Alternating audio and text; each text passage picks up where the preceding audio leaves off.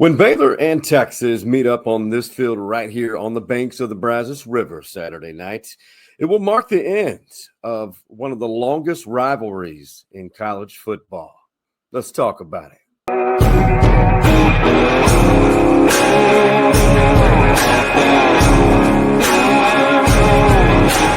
This is probably going to be one of our last matchups with Texas. So, of course, for not just us, but for the fans and everybody, we want to go out with a bang. Yeah, they do. Baylor Bears. They haven't won many times in this rivalry. I'm Sean Clinch, by the way, the host of Stories Inside the Man Cave. And before we get going, definitely want to pay a tribute for the sponsor of this episode, Shoal Creek Saloon, over there on Lamar, headed toward downtown Austin, Louisiana. Delicious Louisiana bites, everything you can ask for. Some of the coldest beverages in Austin, Texas. Head on down to Shoal Creek Saloon. If you don't have tickets for the game in Waco or any of the UT home games, Shoal Creek Saloon, the unofficial home of Texas Longhorn football. It's quite a party. It is quite a party. And say hi to my buddy Brian there. And you will not, I promise, you will have a great time either on the porch overlooking Shoal Creek or in that historic bar. It's an iconic place, if you ask me. All right, for the 113th time, Texas and Baylor will play tackle football. Saturday night, it will be on this beautiful stadium, McLean Stadium, on the banks of the Brazos River in Waco, Texas. It could perhaps be the final time for a long time that these two meet up. 112 times they have met already. In fact, they were the founding members, two of the founding members of the old Southwest Conference. Yeah, Texas and Baylor have met a lot, and Texas has won a lot. Out of the 112 meetings, the Longhorns have won 80 times. Of course, in recent history, Baylor, actually, let's go back. In the last 12 meetings, it's pretty much even. It really is. From 2010 to, I think, 2016, Baylor had the upper hand in this rivalry. Great players like RG3, Heisman Trophy winner. Well, Texas won last year. They got back. But for this game, it is also the 46th most played game in college football history. Think about that. Kind of bittersweet. And as we look back at these games, we're going to have to go all the way back to the World War II era. There was a man named Noble Doss, talented receiver, phenomenal receiver. Texas was undefeated, and all they had to do was beat Baylor and go to the Rose Bowl and win the mythical national championship that they call it because they claimed or proclaimed national champions before bowl games. A perfect pass was thrown to him. He caught it. It was in his arms, his own point, and the ball slipped through Noble Doss's hands.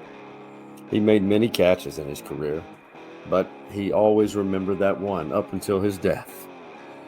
Rest in peace to Noble Doss. Of course, monumental victories for Baylor. Let's go back to 1974. The Miracle on the Brazos at the old Baylor Stadium, which was later named in 1988 Floyd Casey Stadium, which was off campus. Well, Texas was number 12 in the country, and they were riding a 16-game win streak over the Baylor Bears.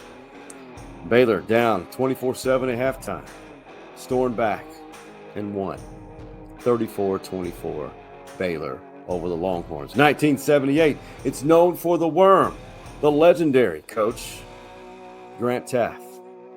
Amazing man.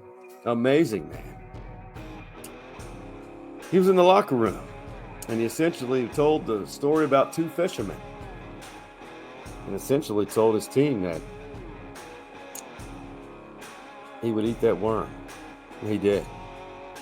It inspired the Bears so much that that team, which had one of the greatest linebackers to play in college and at the NFL level, Mike Singletary, Coach Teaff ate the worm. After the game, he was asked, what did it taste like?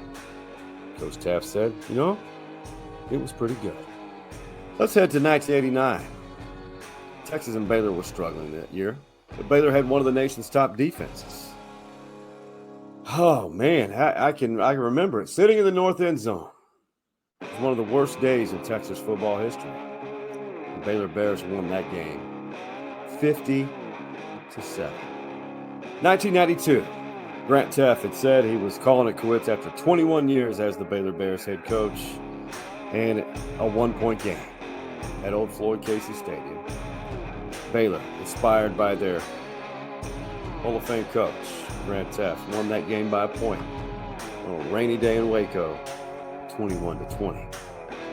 Let's fast forward to 2010. I believe the win streak for Texas was 13 straight games that they had beaten the Baylor Bears. RG3 was a quarterback, and the whole nation found out about RG3. That was the year. That was Mack Brown's only losing season, and Baylor won that game for the first time in forever in Austin. And that takes us to 2013 and perhaps the coldest game that I've ever been a part of. Freezing fall. It was so cold. And I had been a part of covered games in Oklahoma, Norman, and Stillwater. Cold games there. But that was the coldest game, most miserable I've ever been. The winner won the pseudo Big 12 championship. All Texas had to do was win that day. Tight game at halftime. The Baylor Bears opened it up and won 30-10. Fast forward to 2023. Baylor is not off to the start that they had hoped for. Texas undefeated for the first time since 2012. David Aranda, the head coach of the Baylor Bears, told the story this week. A lot of fans had come up to him and said, just win this one game. This one game. Steve Sarkisian, the Texas head coach, his response, embrace the hate, fellas. This is the farewell tour for the Longhorns.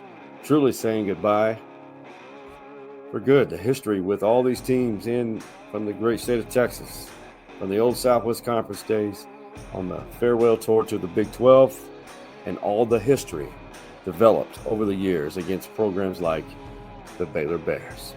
Hey, be sure to follow us all on all of our social media platforms, that being Instagram, TikTok, Twitter, X.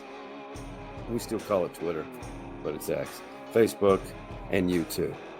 And always remember one thing: when in doubt, it's always better when you talk about it.